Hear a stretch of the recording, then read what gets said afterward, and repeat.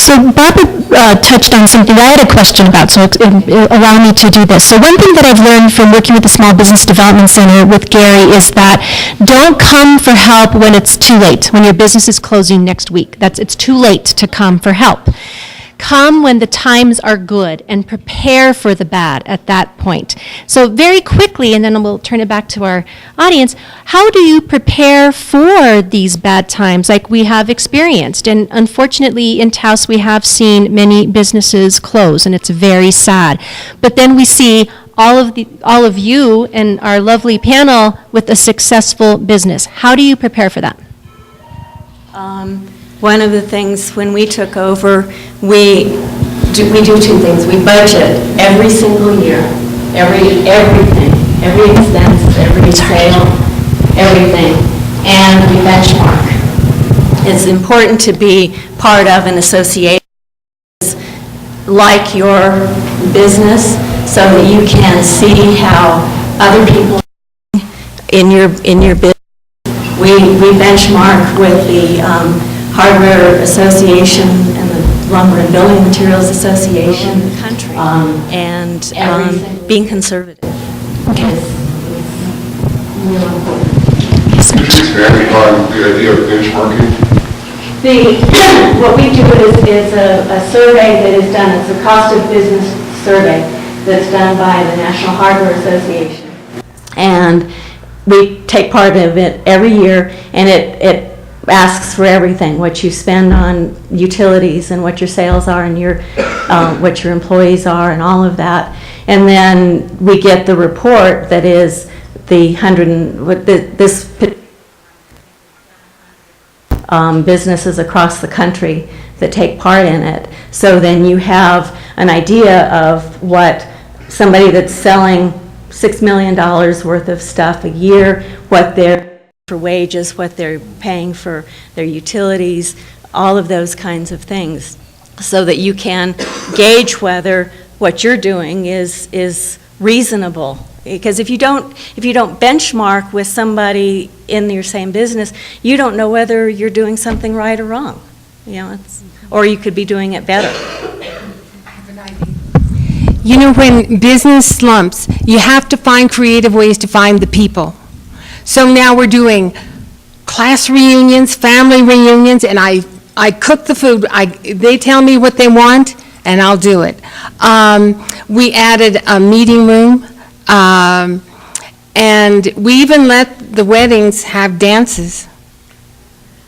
And I mean, we worked it out to where we can let them have music, let them have a dance. It can go indoors and it can go outdoors because we have French doors all along one side of our dining room. So it opens up into opens onto a fountain, outdoor fireplace, and all of this space that's the same floor that we have in the dining room is the flagstone outside, so they can dance. So you offer something different and something new, and then we're having art classes that are coming. We have all the bicycle tours that come to town stay with us. Are you soliciting these groups, Barbara? Are they just coming because you're adapting? They just found us. And they say, can you do this? And I'll say, I sure can. Yeah, and I'll figure it out later. You have to save a little money in the summer too. Get through for your taxes. Oh, I was going to say that, because he always does it.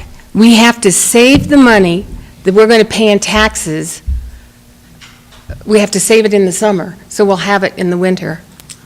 And it's always a relief when we have payments to make to the Sentinel Bank, and when we have the payments, to make to the government. It's not as easy as it used to be. We used to have great summers and we could coast through the winter, but not anymore.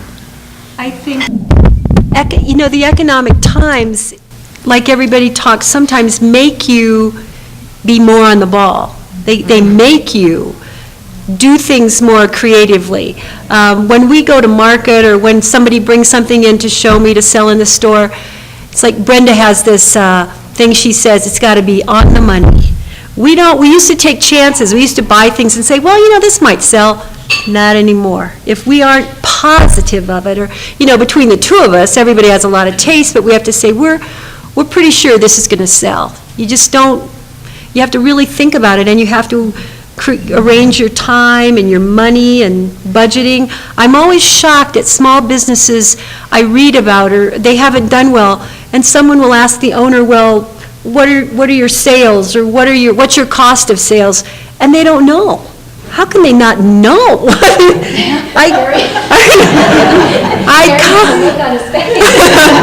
I constantly, luckily I have QuickBooks, and I compare last year and the year before to this year.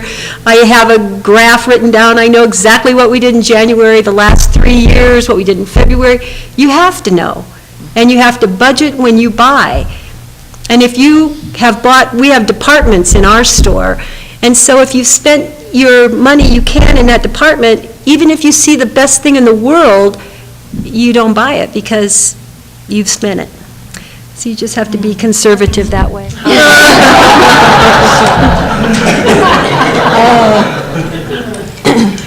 We cut back on our ordering, and everyone in there is a buyer, with a section, maybe 2 sections, maybe 3.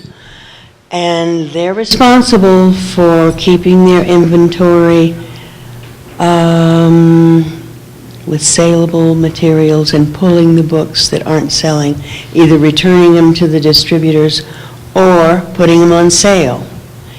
And that's their responsibility, because I can't keep up with every title in that shop. And they do a beautiful job, and they have some self-invested in that buying, and it makes a huge difference. They're proud of it, and I'm proud of them. And before Christmas this year, I was ill, my husband was ill, and my daughter-in-law, who is a saint, moved in, took over, and I tell you, did a number. She is incredible. Her name is Charlotte, and she's accessible. The people who have been working there for years adore her and have been so cooperative. It sounds corny to say that it's more like a family, but it is. We all call on each other for advice and expertise, and it's a very pleasant place to be. And it's not corny. I think it's wonderful that you created that environment. If you have a desire to collect Gazella books, she was an artist when I was a young girl and a friend of my family's, so we went to her house all the time, and I have some of her paintings, but I wanted to collect all of her books, and Moby Dickens found them for me. So, feel free.